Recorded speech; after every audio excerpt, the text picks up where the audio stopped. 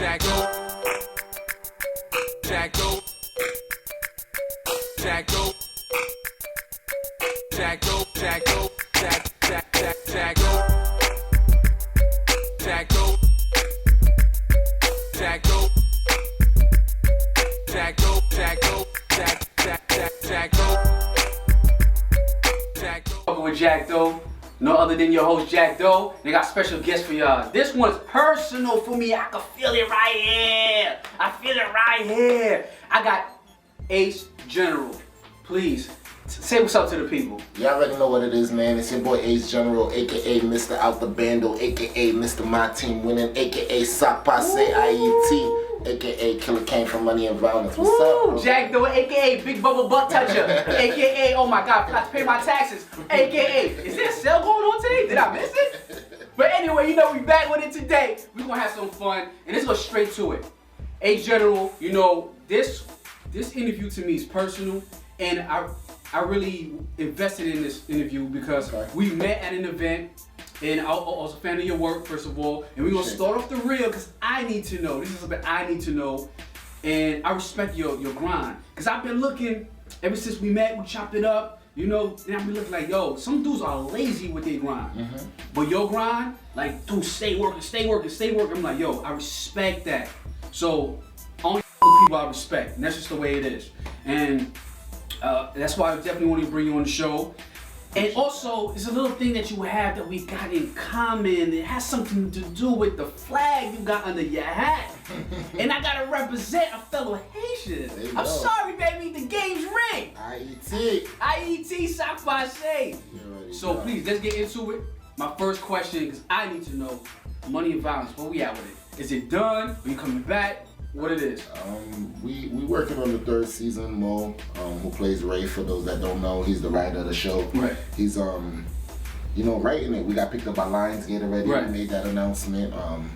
God willingly, when he's done, we're gonna be on TV. So like the transition from going from YouTube to TV is a different ballgame. Different animal. I mean, they wanna dot their I's and cross their T's. So the people got no liabilities. They don't want no mistakes. They're not going on our time. Like the people, we got fans, diehard fans, but they could care less about that. They want it to be good and right by the time they drop it on their network. Because remember, Lionsgate is a brand that's been here for years. Right. When the Violence just came, although we're big, we could tarnish them. You know what I mean? So they doing what they're doing, and at the same time, on our defense, we're not trying to give them all creative control either. So we fighting for the people. You feel me? So it's just back room. Yeah, but it's a go though. Season 3 is definitely a go. Oh, it's a go. It's just it's a total go. Oh, so it's okay if I'm in the club, I tell girls you're my cousin, and I get the extra groupie status because the show's coming back. 100%. I'm about. Yo, my cousin Ace General show's coming back with Lionsgate. So what up with that, girl? Wait till it actually comes back because it's coming back for a little while. So people are like, they lying. You're right. But the day it comes back, just like that's easy. And then FaceTime and I got you. Oh, good luck, kid. I ain't gonna lie, I might not answer, but I'll text you. Alright, cool. You know what we're gonna do? We're gonna save a video on my phone and you just say, that's my cousin. One of these videos. What is it? You know what? Exactly, one of these videos. Alright, so another thing I wanted to talk about was your character. We're just gonna touch lightly on this, but I just want to know, because my personal thing, because I was such a fan of the show. And also let people know, what's the biggest, say, difference between your character and you, Ace General, in real life? Because your character was at first. Then he built up his cojones and started busting in things. So what's the difference? And has anybody ever like tested you to see like if you was that character? I mean, you know, on Instagram, people do that all the time before money. Like nobody's came to me on some serious tip, and I think it's because of the way I carry myself. But you know, I don't want to ever consider myself like to be a gangster or you know what this society claims. I'm a man though at the end of the day, so I feel like my character just wasn't a man yet. You feel me? We all got to get to that manly stage. So I feel like we all start somewhere. There's some people that start a little rougher than others. You know what I mean? But there's always somebody badder than that person that made them get badder. You know what I mean? Because I got a call from the commissioner before I saw this interview, and I'm like, yo, what's going on? I'm just saying. So what the biggest difference you would say between real life you and that character? I mean, you know, I don't know. His hustle, I feel like I relate to him a lot because he has a daughter, I have a daughter. You know what I mean? And he was really just going so hard to do anything to feed his brother. You feel me? And that's one of my main motivations of why I do what I do. You know what I'm saying? Like, nobody's going in my pocket, so I guess that's the difference. But I don't want to put in this interview like, okay, he was and I'm not.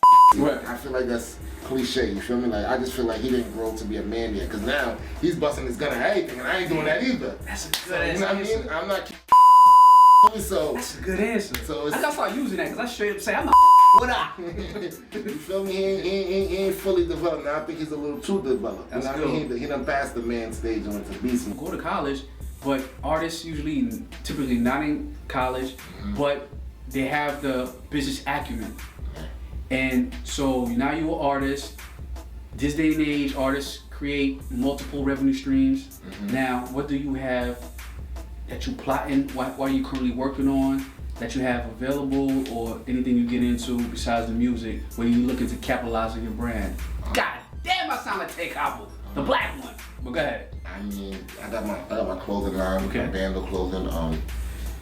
It did very well, way better than I had imagined. So what happened was, it was going so good that at first I just did it because we hit 500,000 plays without the band on there. It was just like, you know, plugging it in under everybody's comment. So I'm like, yo, I need another way besides just social media to put the Bando out there. So then I made the clothing. Age.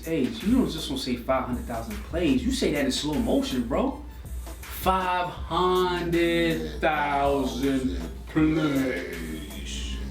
Okay, now go on. And, another thing that I liked, I saw on your social media, I'm like, yo, like you said about the marketing, your promotions, how it was two distinctive posts that you had. One, you on some, I don't know if you were in Jamaica, Queens, where you were sitting on the hood of this car with some big wheels and you giving out the CDs. Yeah. And another post, you sitting somewhere next to ATM, you know, I don't know what's going on, but you packing the CDs yourself. Like, that is so missing nowadays. Like, artists are lazy. Like, these new upcoming artists are lazy as but you were out here like, yo, I am working. I am packing your CD cases, packing them. You giving them out. Like, where does that resiliency come from, bro? The number one thing is being broke. a lot of people don't be broke. You know what I mean? So, what about the marketing? Cause listen, I pay attention to everything. I see the marketing, how you be going to other bigger celebrities, Instagram. Yo, I got the Haitian theme song. Got this. I'm like, yo, this dude is working. social media is like the easiest. Like, if people don't. But you're using it effectively, though. It's a difference between using social media and using it effectively. Yeah, you have to. Well, it's there for usage. So it's like, you know, people be clowning the people that, you know, have their gimmicks or go viral and stuff. Like, going viral puts a lot of money in your pocket this day and age. You know, I've seen comedians like Fat Boy go from making crazy skits to being in commercials with Diddy and you know what I mean, being with Mariah Carey and Nicki Minaj. Like, you know what I mean? And life can change from just doing social media. So I've always been before music and before Money Violence, I was a party promoter. Okay. We used to pack out clubs, me and Shooter Shane. Okay. And then we play Shooter Shane on Money Violence. That's my partner. Cloud 9 ENT was our team. We packed out every club you could think of in New York City. Zora, was at like 5,000 people come to our show. Okay. We always been mixy, if you can say, from in New York City. So when it comes down to promoting my music, that's what I do. Like, I'm very humble when it comes to making music. You could tell me, you know, you gotta rap better, flow better, maybe this type of music. I'll take any criticism. When it comes to acting, yo, Shooter Shane's a better actor. I'll take that criticism. But when it comes to marketing, ain't nobody telling me nothing. I give you that. No, put them in front of me. Unless they got more money than me, they can make certain moves happen, but they're not. The thought process is retarded. I give you that. We got a lot of as you can see, I remember a time, and actually, I don't know, man, because I want to talk about the age difference between me and you, because I'm 19. And how old are you? I'm like 12. Okay. So I remember a time, I just got stressed. I remember a time where Haitians wasn't respected. I mean, I was a Flatbush. I used to go to Erasmus Hall. My brother too. My brother graduated from E-Hall. I remember a time Rugrats. in my high school, we had the Haitians did a protest. They did a protest because they was not being respected. All the students, all the Haitian kids got out of class and started protesting in the high school. And I'm not gonna front, cause I was more like Americanized, cause those were the Haitians that kind of like came from Haiti. Yeah. But I was born and raised here, so I was more Americanized, like what's going on. But I didn't really like I didn't really embrace my full Haitianness. I'm even take it further. How honest I am. Straight talk. I remember one time my mother used to tell me as a kid, don't tell me you're Haitian. Cause that's when back in the days there was a bad like stigma for Haitians. Yeah. So she would, I guess, to try to protect me, she would say, don't say you're Haitian. So I used to say something like my father was half Bohemian or some half Italian, I don't know. But I was saying something. But the more I got older, the more my Haitian pride started settling in. And it's so funny, then all of a sudden you see, I don't know how it happened, but it became cool to be Haitian. Yeah. I started seeing people who wasn't Haitian speak Haitian. People started holding up the Haitian flag. I'm like, yo, they don't even know. There was a day when there was especially in the Caribbean, like everybody had their thing. Jamaicans, Haitians, Guyanese, like I'm from Flatbush. You know, Flatbush is a Caribbean city, but Haitians was getting bad. But now to the point now we got respect. People like even like representing us. I feel like Fuji played a part, but yeah, I'm even 100% honest with you. About like 10 years ago, it was this crazy Labor Day where Haitians had like 4 floats back to back, T-Vice, and it was like we took over. It was actually made the news where the Haitians took over the Parkway, and like we take over every year now from then. But that moment, I feel like I could be wrong, but I feel like that was the shift in respect. Like it was definitely that. Maybe that's the last time I've been to the Parkway too. But that Labor Day. Sweet Nicky was there, T-Vice, they was cursing each other out back and forth, and the Haitians was not playing out there. And I feel like, like I said, everybody's coming out the woodworks now. Like, you used to be Bahamian, now you're Haitian, you feel me? Yo, you see how it happened?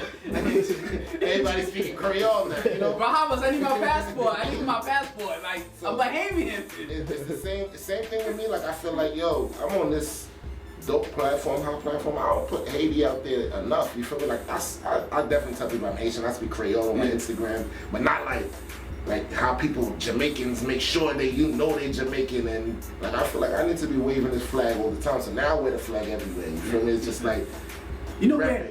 Oh, I'm sorry to cut you off, but you know where I really represent my Haitianness? When I used to after smashing the snot bubble out of Shorty, I'm like, yeah, you just got that Haitian. Yeah, you Haitian. And the girls love the Haitian men out there. They love them. And I kind of give them, after smashing them good with the Haitian, kind of give them like that Captain Morgan. I kind of want my royalties. I think I started that Captain Morgan shit. I stayed on the bed like this. Like, you got the Haitian. I swear I need royalties for that. But anyway, next topic. Also, I stopped going to the Parkway because me and my people got some drama. Your main Don. It's Haitian, short, especially, you know who's dangerous in Haiti? In Haiti. Who's dangerous in Flatbush? Short Haitians. Yeah. Those little motherfuckers are the most dangerous. Napoleon complex. And I stopped going to the walkway. I ended up stabbing myself with my own thumb, got some drama. Shit was crazy. I wanted to shoot some guy. Shit was nuts. It was wild. But enough of that. Now. Stop snitching on camera. We passed 7 years. 2000. The Bahamian. I was Bahamian for like a year. Okay, from grade 2 to 4. But okay, now let's get some serious. Now, criminal justice. Where are you? You're a black man in the society. You from Flatbush, which is crazy. If you've seen the crazy I've seen in Flatbush and been through, because I had 9 to 5s. I used to hustle, push pounds. Yeah. So I could imagine what you've seen growing up in Flatbush. So where are you at consciously? Are you politically aware? Of course. I got a song called Fuck the KKK because I performed that very, very strongly. And I'm glad you said that. I got this whole saying where I say your OG lied to you. I feel like this generation, my generation, we attack each other. I promise myself that I won't have like a physical beef with it. I'll fight a black man, no problem. Right. Like, but we should be friends after that. Or not friends, but like there should be no killing each other. Like I think you know, not to get too deep into the streets, because I know people on both sides, but I feel like the gangs misled the youth. You know, I'm with you. Gangs is definitely supposed to be here to protect. You know, you can have your area, don't disrespect my area, I respect that, but you know, definitely should be here to protect. I feel like hip hop is so quick to say f the police, but it's like the KKK is saying f black people or any other race, and it's like there's no real attack towards them. You feel me? Like it should be brought to their doorstep. There's no reason they should be able to rally anywhere without us showing up. You know what I mean? If you can kill a black man for having beef, you can kill. I don't want people to take this the wrong way. Don't go out there killing cops. But if there's a cop that kill your brother, and you a street dude, this is me. I'm not a street dude, but if you're a gang member, your blood, you repping that thug life, and a cop kill your brother, same energy you would have towards a regular person killing your brother should have towards the cops. Now there's some ruthless dudes out there that's really about that. And I feel like it's a facade. Like everybody wants to be gangster till they're tested to be gangster. You know what I mean? Against us. No, I understand. Cause I kind of, my whole mentality, I have to reflect and think about how I was, especially when I was younger. Like, yeah, I was ignorant. Like I'm talking about ignorant. Walking around down Flatbush carrying 2 guns. Like ignorant. Like where we get like you get cool points for shooting, like for having a gun. I used to do some of the I put my freedom in my life for the most stupidest reasons. And now I see how we got tricked. And what I want to do, I want us to, as men, to get the youth and teach them how to recalibrate their mind frame of thinking. Stop making things negative seem positive in the hood. That's like even with me. It's not cool. I come at the lean drinking, the pill popping. That's stupid. But look, people don't understand. This is all industry made. Like it's getting promoted. There's money behind it promoting. What's that guy that was on Breakfast Club that pretty much said, "Yo, I'm gonna sign these type of artists because they're the ones that's making me money." I got bills to pay. Leroy Coleman. He specifically said, "Yo, I'm a culture."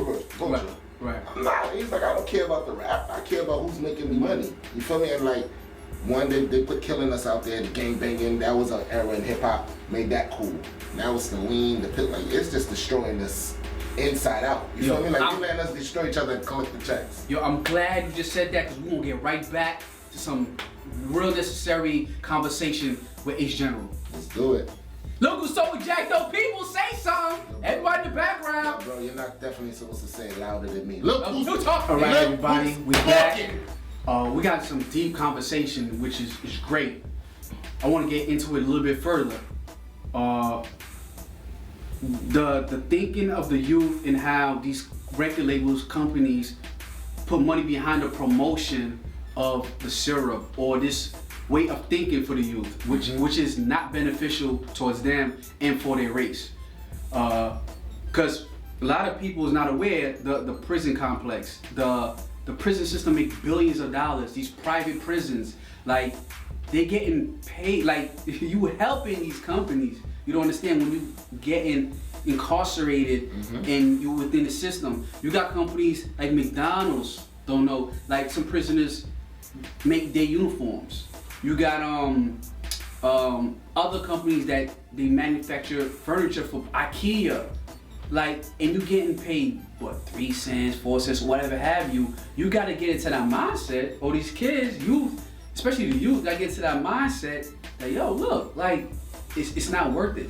No, it never is. My message to the kids is just get your money. Don't get me wrong, like, just because they take their lean and their pills don't mean they don't got talent. I feel like the talent is there. Still, you still gotta have, there's a lot of kids on drugs. That's not selling records. The talent is there, but I just feel like they focus on that aspect of it, because that's a cry for help. Believe it or not, you know what I mean? If you're addicted to something, there's something missing in your life that's a cry for help. But I feel like they're basically like feeding into that. But can it be more besides a cry for help? Can it be more of it's the it thing to do? Because it's being perpetuated so much. If somebody keep telling you jump over a building, jump over a bridge, jump over the building, jump over the building, jump, eventually you start.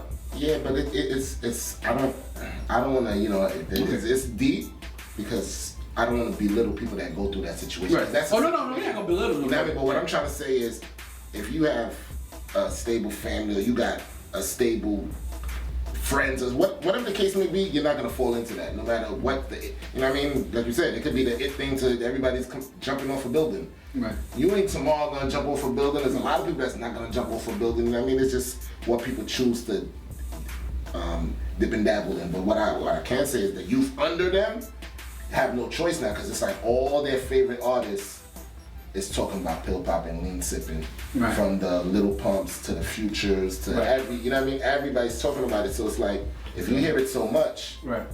that can be an issue, you feel me? So, do you regret the success of Money and Violence? And the reason I say that, the level of success of Money and Violence, did it happen too quick? Because I see it's not just Money and Violence, it's stuff in general. When people get together for a common cause, then the success tends to tear apart the camaraderie.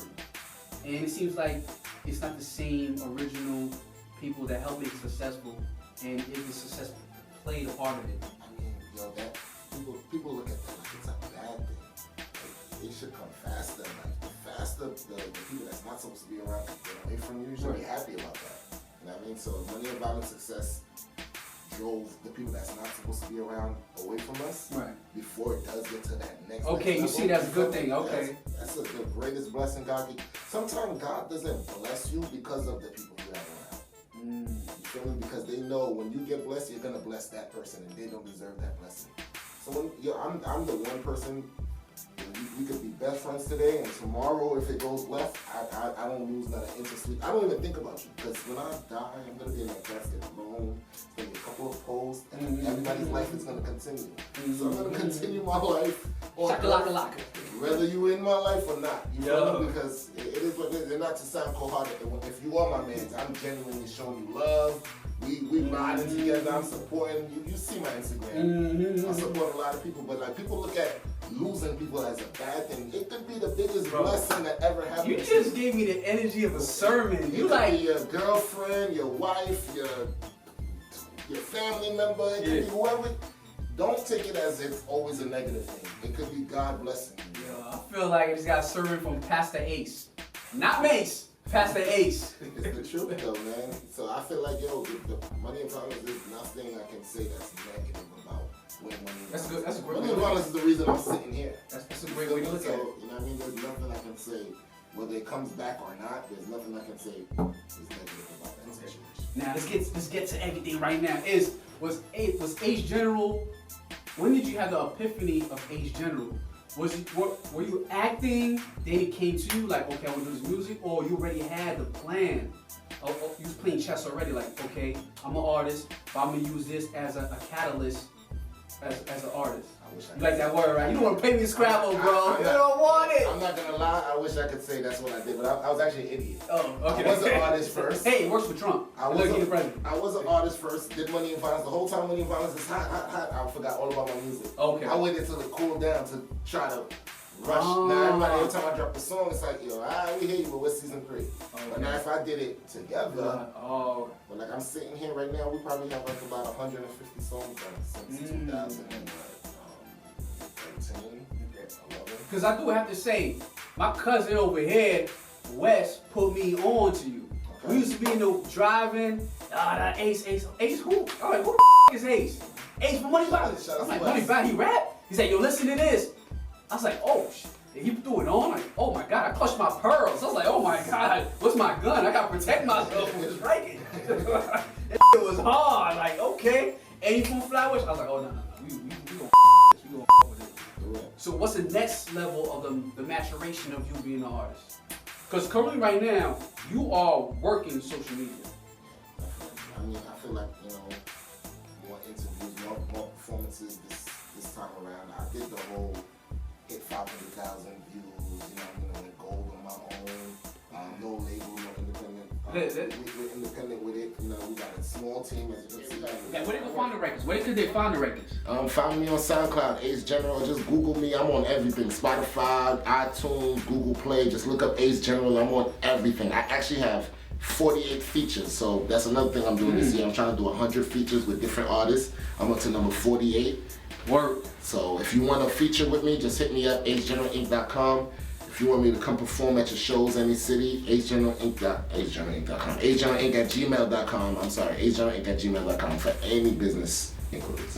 Well, I appreciate you coming on the show. Of course, man. I We got appreciate you for having me. Some yo. good conversation, real good conversation. Good looking. I like where your mind is at, and I respect the work. And that's what it's about. It's about it's about playing chess, Yes. not checkers. Definitely. I respect you for, opening this platform for me. A lot of artists like to skip the up and coming platforms, and these are the platforms that mold you and build you. And if you take your time out to give me, I'm gonna give you my time, and I appreciate that, man. Appreciate it, Feel me? man. That was a hallmark moment. But yo, don't try to steal his. Look who's talking. Don't try to when he's talking, don't be talking. Y'all hear me? I'm on the Look Who's Talking show. Y'all better be All right. watching. And all I do is just tell my truth. There's no way I'm condoning anything from the streets because I'm not about that. But I learned from my mistakes and I mentally woke up. So you could do the same. And what's the name of the show? Look who's talking with Jakk Doe. Gotta get escapale. Sapase. Kiesa. Don't need the I'm balls. Chanel Ray, and I'm on Look Who's Talking with Jakk Doe, and you're about to Peep game.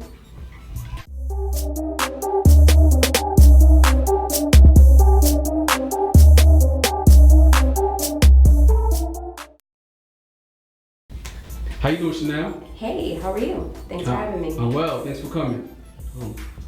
Can you please give us a summation of your credentials? Well, I started my own PR firm along with my partner Ian Freeman about 10 years ago, and since then we have worked with numerous DJs and rappers and restaurants, lounges, you name it. But some of the rappers you might know is Jim Jones, Joel Ortiz, rest in peace to Chinks, of course, always and forever. DJs, Cypher Sounds, Peter Rosenberg, Drewski, Juanito, Spinfo, E Styles. We actually are, who else? Restaurants, shout out to Norwin's in Brooklyn, as well as Storm, the Embassy Lounge and Rain. Yeah, we do a little bit of everything. Ooh, that's a long list. All right.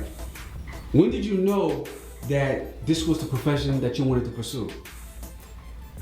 Well, it's kind of something that we fell into. I got asked, along with my partner Ian, to put together an event for the NAACP for their centennial fashion show. And was their centennial, and they asked us to put together a fashion show. And when we did, we got so much press for that event that so many people came and asked us, if we could do PR for them after. And at first it wasn't something that we took too much interest in. And then the stock market crashed and we said, you know what, this is something we have to really think about.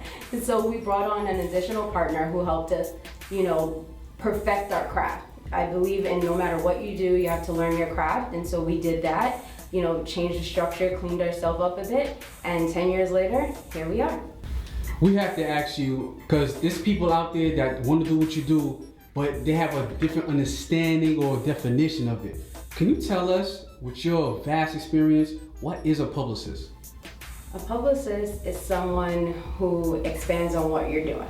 We don't make the news, we publicize the news. That means we make everything that you do look 10 times bigger. We are not just a publicist, we are your brand manager. It's one thing about, you can hire a digital marketing company to get you certain placements. People often, they confuse a media buyer with a publicist. A media buyer gets you confirmed and,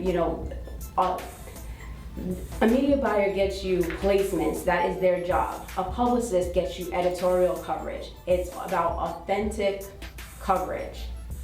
Okay. And that's the difference between a publicist and a digital media planner. Okay. Is there any difficulties that someone would experience when they first get into the game of being a publicist that you feel they may encounter?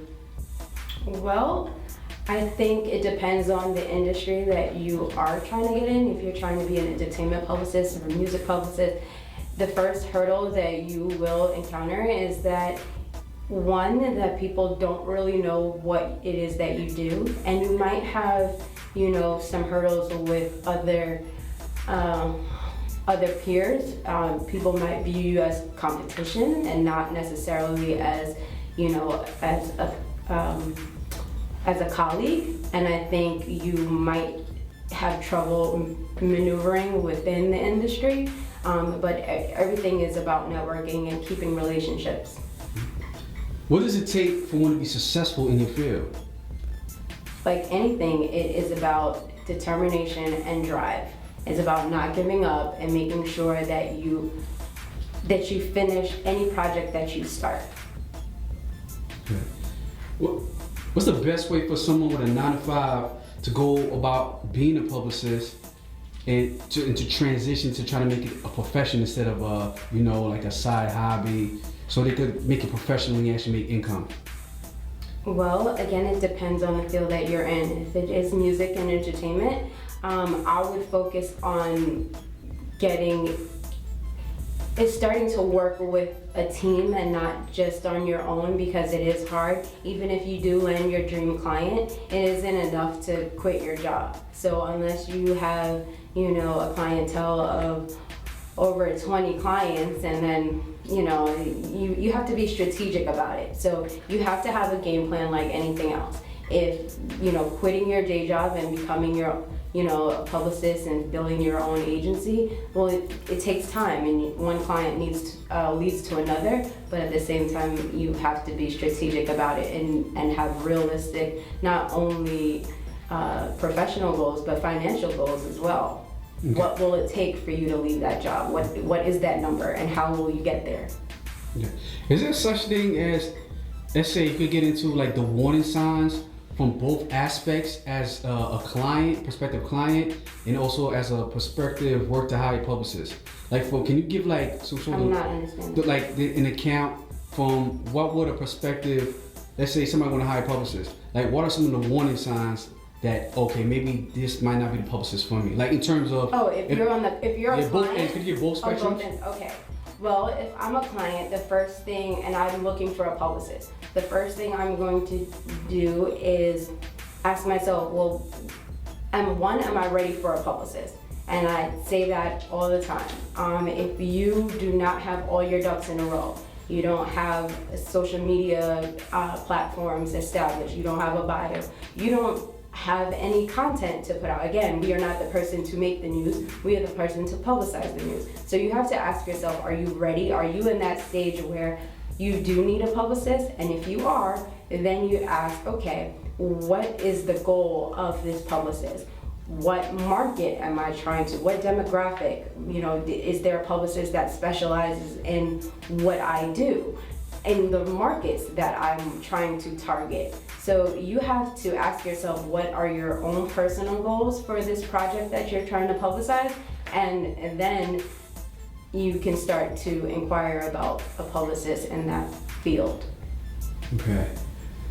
Okay, this is gonna be an interesting question for those that... And then on the other side, you said too, right? Oh yeah, please. Oh yes, so now if I'm a publicist, and this happens all the time, you get pitched for people that want to work with you and want to network. And the first thing you do is, one, you have to ask yourself, is this something that is marketable?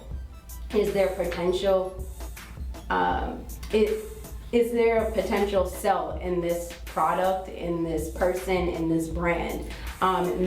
People get the two confused. You do not have to be a fan of the person, the brand, the product. That is not your job. If you're looking for a friend, then you get a friend. A client is a client. That doesn't mean that clients don't become friends, of course. Like I told you, I'm very close with most of my clients, to the point where they become godfathers of your children, So yes, you do establish that relationship. But in the beginning, you ask yourself, is this a marketable product or brand? And then, once you do find that out, then again, just like if you're on the other end, you make a plan. Or what is the plan that meets that client's goals? And is it something that you can realistically achieve? Not like, hey, I need the money, but realistically, I can't get this person on half of the things or half of the goals that they have. So really, the ends have to justify the means. In your opinion, what is the best way that's looking to get into this field, the best way to balance personal and business life? Because being a publicist is kind of like you have to be ready any times of the night, get calls from your clients. What's the best way? Because people have difficulty in the industry balancing both. Again, it depends on what your personal goals are. Me, I'm a wife and a mom, and that comes first. So I can't do it all. I tell my clients all the time, there's only one Chanel. I cannot be everywhere with everyone. I can't be in LA with Saif, in Brooklyn with Joel, in Miami with Jim. You know, there's no way. So what, you know, I need my team. I need to be able to say, listen, you know, I have to go to orientation with my son. He's starting new school, so guess what? The team has to step in. But there are some people that, you know, do work better by themselves and their career is their focus. So that's a personal question that you have to ask yourself. You know, a lot of my peers, they wake up and they're 35 now and they ask, well, geesh, I'm still looking for a date, much less a husband. And then, you know, they wonder where the time went. And there's nothing wrong with that.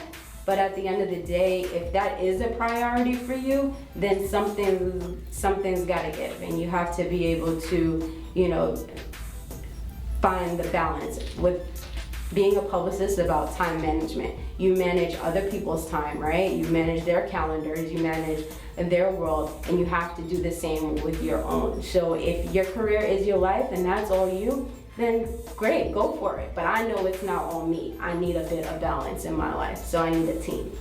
Perfect. That was perfect. People need to know this. Now, how does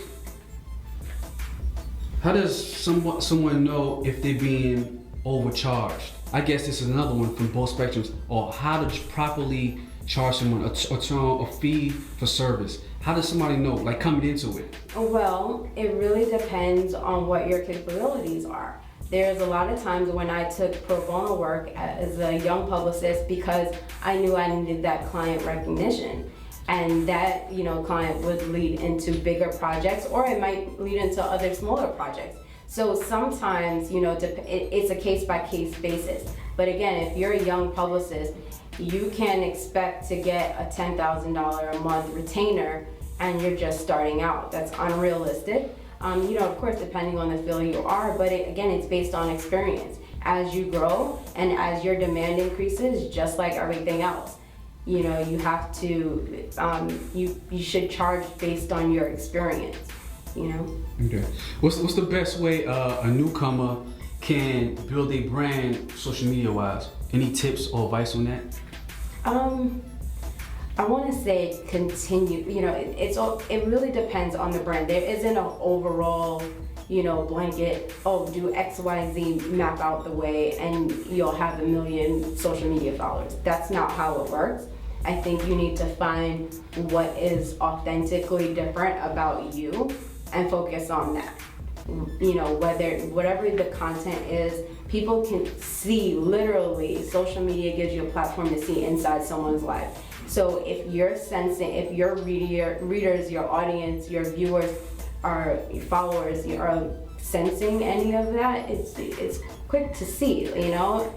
So people just need to stop trying to be someone else, be themselves, and expand on who you are as a person. Okay. In terms, is this something where, do you feel it's important or it's the end all be all to go to school to get that school education to be a publicist? Or do you feel this is something you learn from experience? I think it's a bit of both.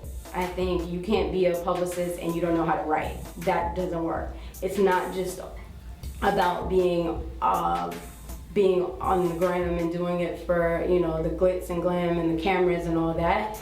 That's the end result of what we do. We write proposals all day, we write pitches all day, we write, you know, email marketing, newsletters, whatever. It's writing. It's a lot of writing. So if you don't know the core basics of communication, you know, I was a political science major with a writing minor. Again, I have a degree in English writing. So those are the kind of things that prepare you, but you know, prepare you for the work. But again, is college necessary? I mean, these days, I think you can learn everything on Google, right? So, but I don't think it's about the task that college teaches you.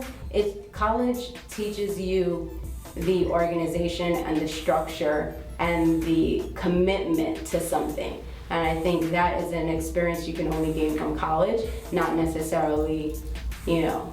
Can you tell us about how long like an artist should hire a publicist, or say for like a mixtape project, because they don't really know? So how long? At minimum, a project should be pitched, I want to say, for 3 months. You should be working your project for at minimum 3 months. That is just enough time and not too little time. As an emerging artist, you always have to think of the audience, the potential fan. Think of yourself as that fan. Ask yourself, when is the last time you listened to new music? And ask yourself, how did you hear about this new artist? How did you hear the song? How did you see the video and whatnot? Not to study their movements or their marketing plan, but to understand the consumer aspect. Because a lot of the times you might visit a site and you might, see an artist on there and you might not know who they are. So you're not clicking on that link, you're not opening their video, whatnot, you're going on to the next. But if you come back there next week to your favorite site and you see that artist again, hey, I've seen this guy twice now, maybe I'm still not clicking on it. But guess what? If I come back a third time and I see the same artist, damn, maybe I'm missing something. Yes. But do you see how that took at least 3 placements for you as a person to understand and, or make the connection that it's someone that I should be paying attention to? So if you as the consumer can't do that, then or if that's the role you're taking of listening to or consuming new music or a new brand, then that's the same energy you have to give your own project. Always think of yourself as the reader, the audience member, or whatnot before you think about putting anything out there. Think of the consumer first. Last question. With your vast experience in this field, could you let the audience know, all these future artists, models, actors, or musicians, how important is patience? Well, because they expect to blow up like that by the end. They become your client on Monday, they expect to blow up by Sunday. Yes, and they think that everyone is going to turn into Cardi B the next day. And Cardi B is a great example. I worked with Cardi as her digital marketing person for at least 6 months. Was one of the first people to pitch her music, and people have said, no. I have the email receipts to prove it. This is not shots at any of my peers or I posted it on the website, by the way, but go ahead. Or even to Cardi. Yes, and Jakk is one of those people I started to pitch her music to. But she's a great example of 1, not giving up, and 2, about having patience. People close their door at her plenty of times, and and I'm not naming any names, but they said, we only want her for certain things in the publication, but they wouldn't take her music seriously. So sometimes you have to force their hand, and I say they meaning the industry, whether it be the media or record executives or any of the industry insiders that you're trying to reach. Sometimes, as much as they think that they or we are trendsetters, sometimes we're a bit of followers and we catch on too late. So I advise you to stick it out, be patient, and to make sure that your fans are dictating the way you move. And and Cardi did that. So if that's one thing you can take from her, is for sure have patience, because she did, and look where she is now. Cardi's success did not happen overnight. Give us any additional tips and advice that you'd like to give to my audience? 2 things. If you're an emerging brand or artist or brand, 1, make sure that all your social media platforms are the same handles. You can't be Jakk XXX on Twitter, and then Jakk_Doe on Instagram. That's not that. People need to be able to find you. So if I remember your Instagram, I need to know where to find you on Twitter, on Facebook, and it needs to be consistent. So that's 1. And lastly, before you hit up any publicist, do not call them a PR. That is not our title. We are a publicist, not public relations. Don't do it. You sound crazy, and we hate it. I'm Chanel Ray, the red carpet hero, and you just peeped game.